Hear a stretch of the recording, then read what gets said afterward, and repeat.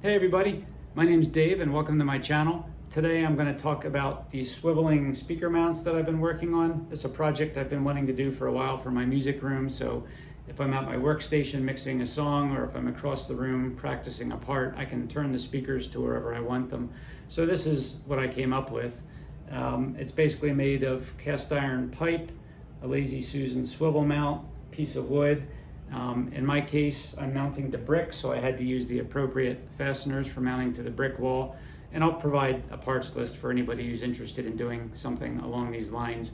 The tricky part with this was, mounting the flange to the Lazy Susan piece and then to the piece of wood. The holes on here don't line up with the holes on here. Templating that turned out to be a little harder than I thought it was going to be.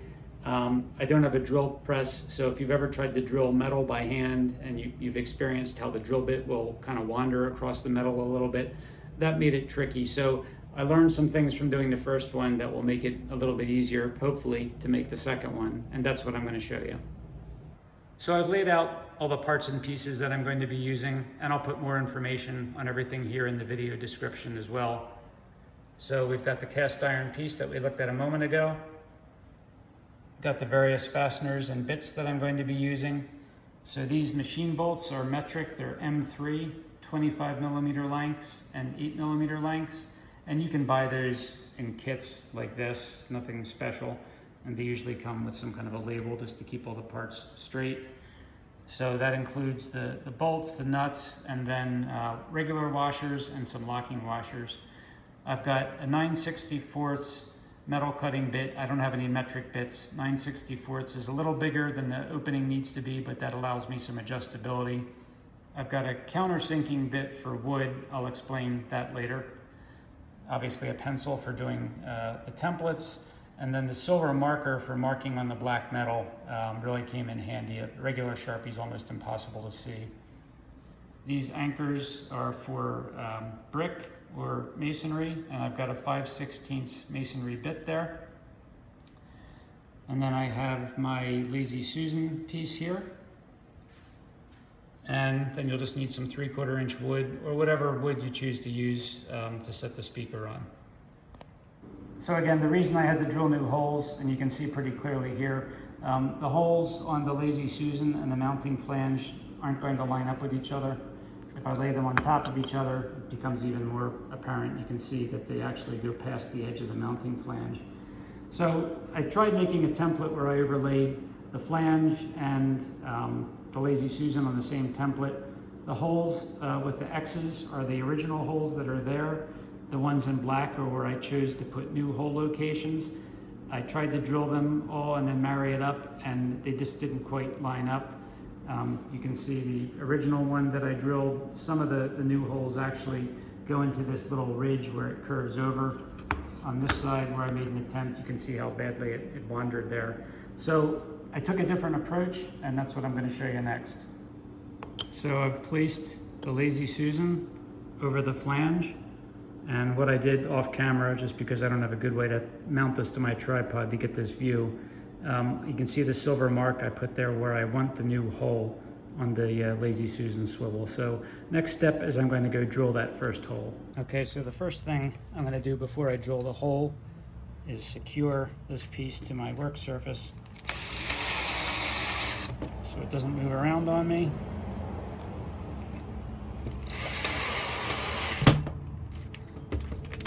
All right, put the bit in.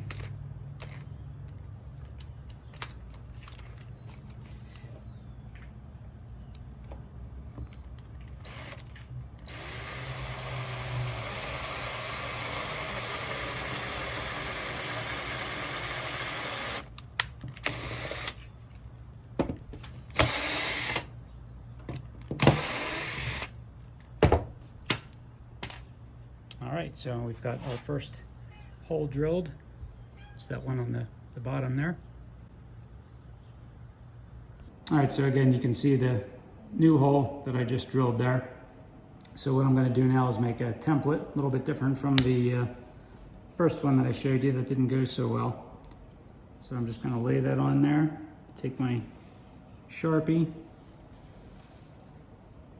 trace around the perimeter.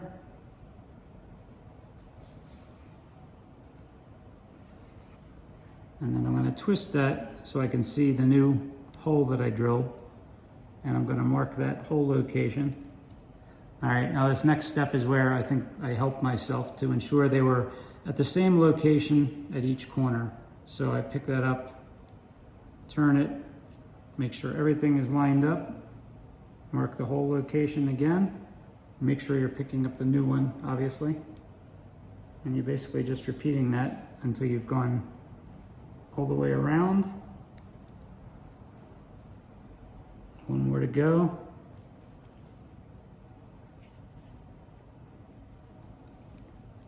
All right, so that's what you end up with.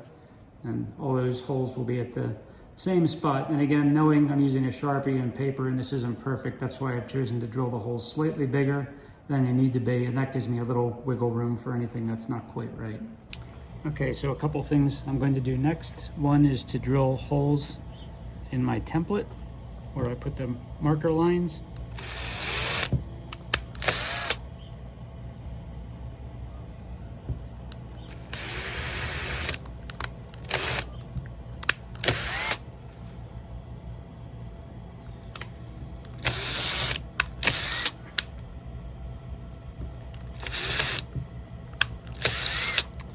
And then the second thing I need to do, I've taken the flange, put it down, centered the Lazy Susan over top of it, and I'm going to mark that first new hole that I drilled on the flange. Okay, so you can see the mark I made there. And then, like I did with the Lazy Susan piece, I'm going to secure this to my work surface.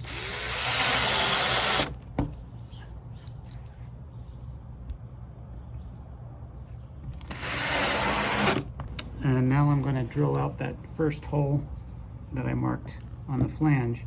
And I found that the bit wants to wander less on here than it does on the sheet metal, so this should go a little better.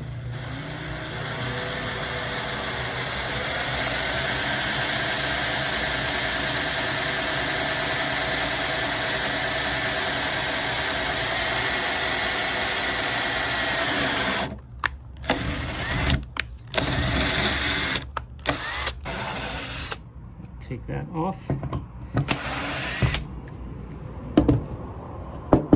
All right, you can see the new hole that I drilled there. Okay, so I've taken my template and lined the hole I drilled up with this hole on the template. And I made sure everything is centered on the flange. And then what I'm going to do is I'm going to mark the other 3 locations with my marker. All right, so you can see where I've marked them. Now I'm going to get this secured to the table and I'm going to drill out those other 3 holes. All right, I screwed the flange to the table and I'm just going to go around the perimeter here and drill out those other 3 holes.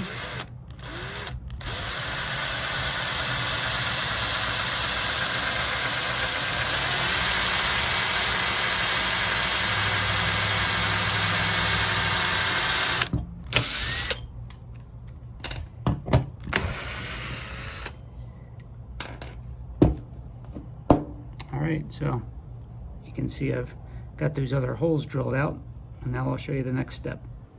Alright, so I didn't have to do this next step inside, but the mosquitoes are just tearing me to pieces, so I'm coming back in whenever I have a chance. So I've drilled all 4 holes from my template in the flange. I've got 1 new hole drilled in the Lazy Susan piece. So what I'm going to do now is, through that 1 location, I'm going to take one of my machine bolts and I'm temporarily going to bolt that in place.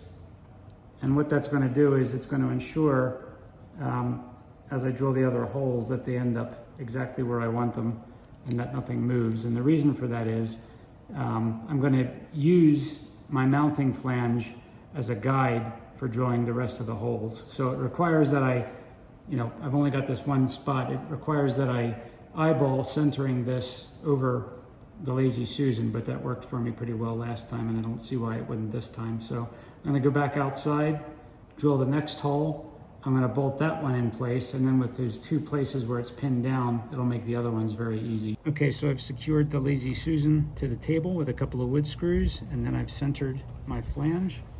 So now I'm going to come in, and again, I'm going to use this as my guide, and I'm going to drill the next hole.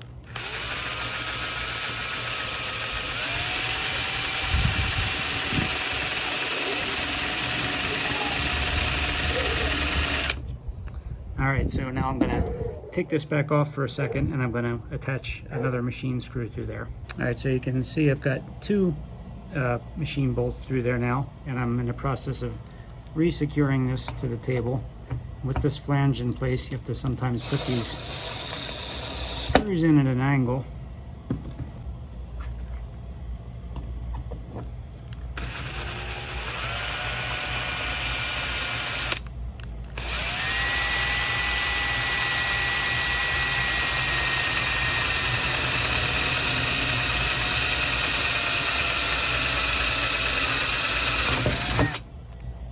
All right, so I've got 3 out of 4 done. For that third one, I'm just gonna drop a machine bolt in there. I don't feel like I need to secure that last one into place.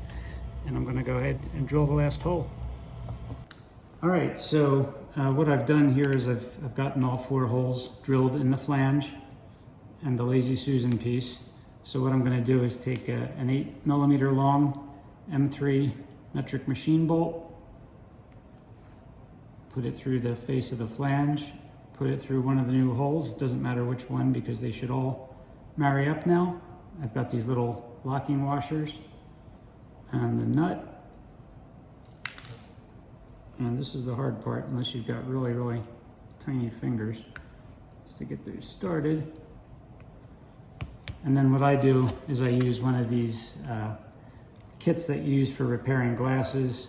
And I've got a multi-tool with needle nose pliers, and I'm gonna secure each one of those in place. So I'll finish that up and I'll be back in a second to show you what that looks like. So in the interest of being completely honest, I'll say that even after all that, the 4th hole, it's probably hard to see on here, but is just a hair off, and it's preventing the machine bolt from going through. So I've got these other 3 secured just fine. I'm gonna take my drill and just widen the hole on the Lazy Susan side of this just a hair to make that fit. All right, so it wasn't without its challenges, but I got that to work. Everything spins freely the way it's supposed to. So the next thing I do is I take these bolts and mount them to the holes on the other face of the Lazy Susan piece, and those are what are going to attach it to the wood. Okay, so what I started to do off camera is put these machine bolts in place. These are what's going to pass through the piece of wood that the speaker sits on top of. I want to point out at this step too, it's important to make sure that the head of this bolt and the end of these don't interfere with each other when they pass over each other. On the other side, just as an experiment, I used slightly longer ones to see if it would work, and I'm actually able to get away with that. But it is something that you do need to keep an eye on. All right, so what I've done is I've secured these so they're upright, and that way when I go to mount them to the piece of wood, I can use these to make my marks. So the way I did that is take a washer, my machine bolt, pass it through the remaining opening here. I take a locking washer, just because it makes it that much more secure, and a nut.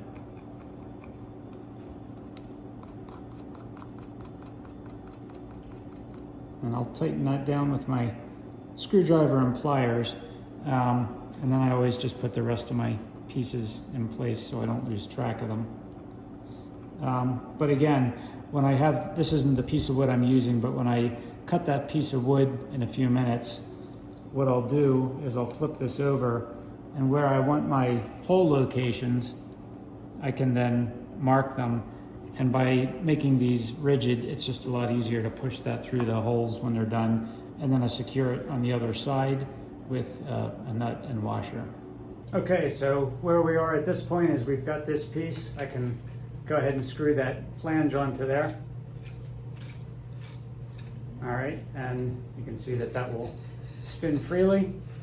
And then the next step is I've got a piece of this plank I got at Home Depot. This is pine 8-inch by 6-foot piece of pine actually measures out at 7 1/4, I think, once they mill it down. So for me, for the size of my speakers, that worked out perfectly. I just cut a square that's 7 1/4 by 7 1/4. So I'm going to go ahead and get my chop saw set up to do that, and we'll move on from there. If you don't happen to have a chop saw, usually at Home Depot or a place like that, if you purchase the lumber and ask them to make a few cuts for you, they'll do that. But I'm going to go ahead and cut the piece I need now.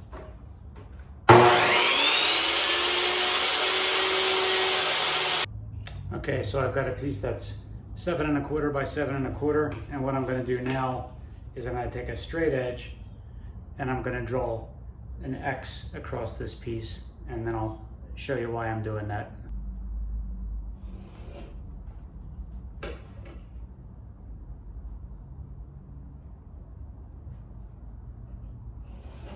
Okay, so the reason I drew the X on here is that now I can take each of these bolts and place them on the leg of the X until they're all on one.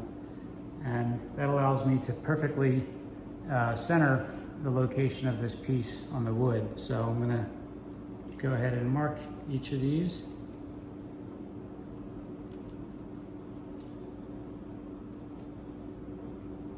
Okay, so now that I've got those all marked, I can take this outside and drill the holes. Okay, I'm going to use the same bit that I used to drill the other holes. And it's important to get this as perpendicular to the wood as possible so that everything lines up the way you want it to.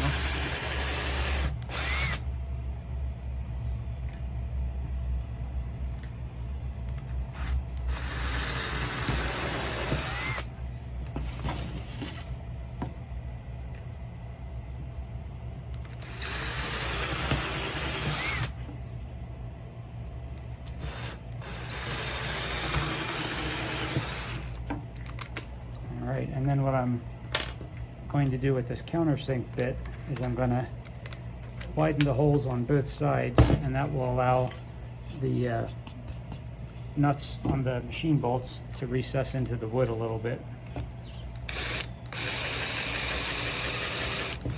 So if you don't have one of these, you can just use a larger drill bit. You just have to be a little bit more careful that you don't splinter the wood too much. And this isn't even completely necessary. I just think it makes everything look a little bit neater.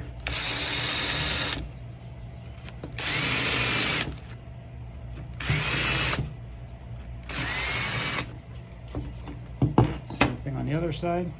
All right, so again, I've got all the holes drilled. Did a countersink on either side. And then if I line these up, should be able to get a good fit, and it looks like I did. All right, and you can see where the bolts have penetrated the other side, so that's where I'll have washers and the nut, and I will tighten everything down after I sand and finish the wood. All right, so I'm just finishing up tightening these nuts down. Now I could have used wood screws through here, but pine is softwood. It's only 3/4 of an inch thick. Maybe overkill, but I just wanted something that had a mechanical hold on the top side so that the weight of the speakers wouldn't eventually start to loosen things up and have a speaker fall down. That wouldn't be good. All right, so we're in good shape. Everything is still spinning freely the way it should. So the next step is to go inside, make our marks on the wall for where these are going to mount, in my case, to the brick. Drill them out, put the anchors in, and hang it up. And it's always important to have a good helper when you're doing a project like this. All right, so we're back in the music room, and just for some context, that's the first one that I showed you at the beginning of the video. The second one is going to go over in this corner here. I've got some cleanup I have to do in there so I can get back in there. I'm still in the process of setting this room up. So I've got my piece ready to go. I've got a level, which I'm going to need to make sure it sits the right way on the wall, and then a Sharpie for making my marks where I'm going to drill my holes. All right, I tried to persuade one of my cats to help me with this, and no takers. This part's a little tricky to do on your own. but I've identified the course of bricks that I need to be on, so I'm lined up with the other side, making sure I've got a relatively smooth spot. There's no bumps that are going to cause this to sit funny. And basically at this point, you set it on the wall, set up the level, get that where I want it. And again, this part is a little tedious and a lot easier with some help. And once I've got it level, take this off, and I'm going to mark the hole locations.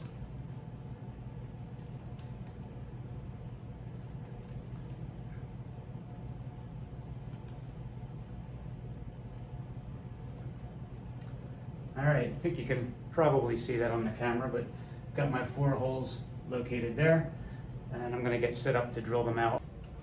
Okay, so I've got a 5/16 of an inch masonry bit here. Similar to the metal, these have a tendency to want to wander a little bit unless you really keep even pressure on it, and you'll help yourself by getting this as perpendicular to the wall as you can. These bricks have a void at certain spots, so if you looked at them in profile, you'd see holes in them. So in some cases, I'll hit the void and it'll pop through. So I'll have a go at this and see if I can get these holes drilled out.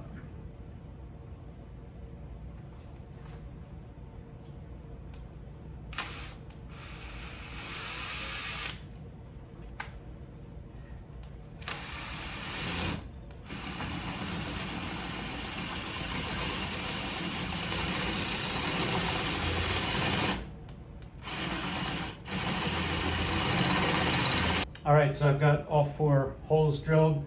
The first one I started on gave me a great deal of trouble. I actually turned the camera off before I finished because I figured no one wanted to watch me spend 10 minutes on that. I don't know if I hit a little chunk of rock or something in there. The other ones went pretty smoothly.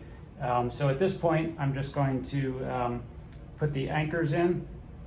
And when I do that, I leave the screw part way in case I have any issue and need to get it back out. It just makes it a lot easier.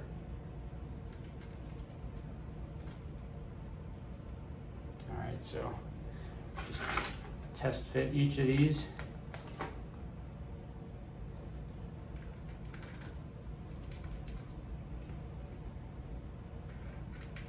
All right, they all look like they're going to be fine. So I'm going to back the screws out. All right, so I'm going to put this on the wall and just push a couple of the screws in there to get it started. And then I should be able to use my drill to secure those first 2 so I can finish the others. I'm sorry I'm in the way, but I think you get the idea.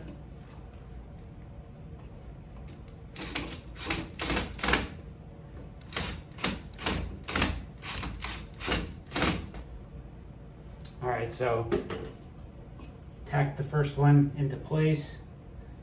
Looks like everything is lining up, so I'm going to go ahead and finish mounting that. Okay, so I've got it secured to the wall. I checked it with a level and everything's looking good, so all that's left to do is put the speaker in place.